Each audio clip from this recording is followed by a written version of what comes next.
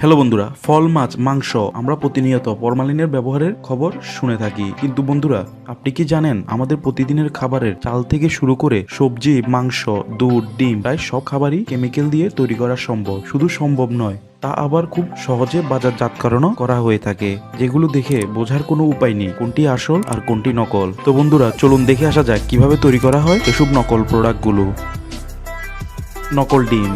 আমরা প্রায় সময় শুনে থাকি বাজারে নকল ডিম পাওয়া যাচ্ছে, যা তৈরি করে থাকেন চাইনিজ কিছু কোম্পানি। চলুন দেখে আসা যাক কিভাবে তৈরি হয় এসব নকল ডিম। এসব নকল ডিম তৈরি করতে প্রথমে এক ধরনের জেলি টাইপের লাল রঙের কেমিক্যাল ব্যবহার করা হয়ে থাকে, যা দিয়ে তৈরি করা হয় কুসুম। তারপর তার উপর দেয়া হয়ে থাকে সাদা রঙের একটি আবরণ, যা পুরোপুরি এটিকে ডিমের আকৃতি প্রদান করে।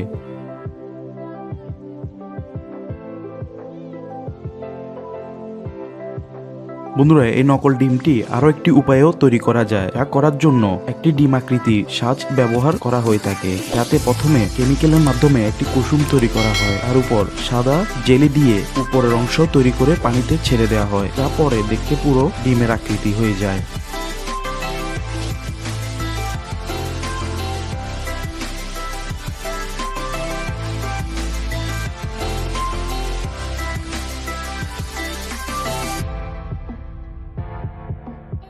নকল মাংস।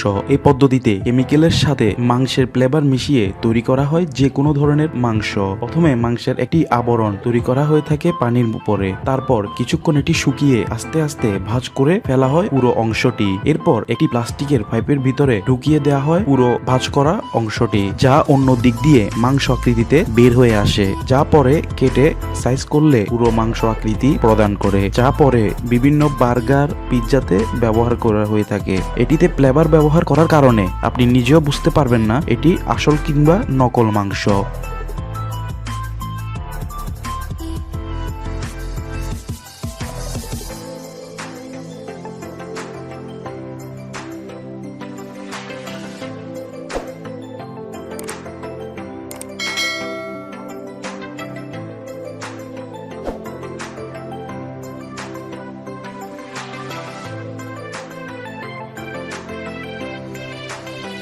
নকল দুধ।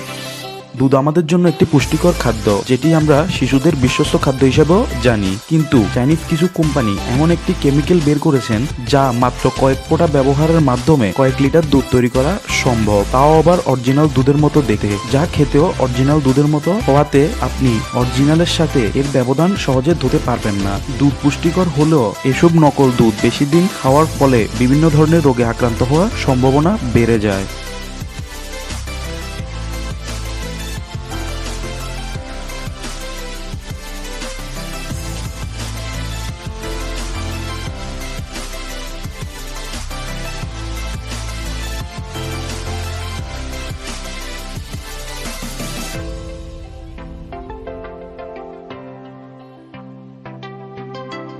নকল বাঁধাকপি। বিভিন্ন দেশে বাঁধাকপির চাহিদা থাকায় এই পণ্যটিও নকল উৎপাদন করা শুরু হয়। আমাদের দেশে এটি চাহিদা অনুযায়ী উৎপাদন থাকায় তেমন দাম দিয়ে কিনতে হয় না, কিন্তু বিশ্বের বিভিন্ন দেশে এটি অনেক দাম দিয়ে কিনতে হয়। এর সুযোগে কেমিক্যাল ব্যবহার করে তৈরি করা হয় নকল বাঁধাকপিটি। পরপর কেমিক্যালের দুটি লেয়ার পানির উপর দিয়ে তারপর এগুলি ভাঁজ করে গোল আকৃতি করা হয়। এরপরে আরো বড় আকৃতি করার জন্য আরো কয়েকটি লেয়ারের ব্যবহার করা হয়। তারপর এটি সহজে তৈরি হয়ে যায় বাঁধাকপি, যা পরে কেটে বিভিন্ন সবজি হিসাবে ব্যবহার করা যায়, যা দেখতে অনেকটা অরিজিনাল বাঁধাকপির মতো, খেতেও অরিজিনাল বাঁধাকপির মতো হয়ে থাকে।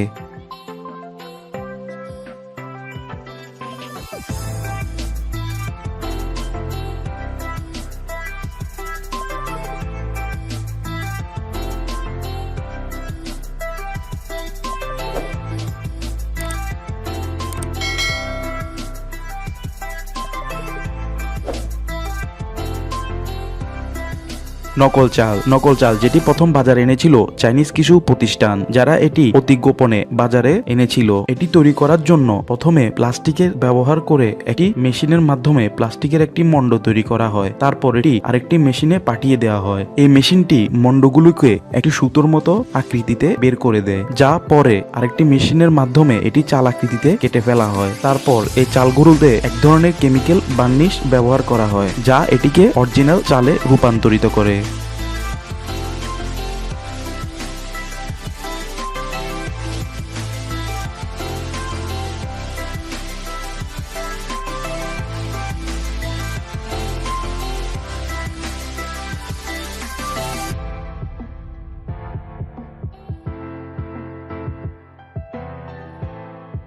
বন্ধুরা এ ছিল আজকের পর্বে। বন্ধুরা ভিডিওটি কেমন লাগলো কমেন্ট করে জানাতে ভুলবেন না, আর অবশ্যই ভিডিওটি যদি ভালো লাগে শেয়ার করতে ভুলবেন না। তো নতুন অজানা সব তথ্য পেতে আমার চ্যানেলটি সাবস্ক্রাইব করতে ভুলবেন না। থ্যাংক ইউ বন্ধুরা।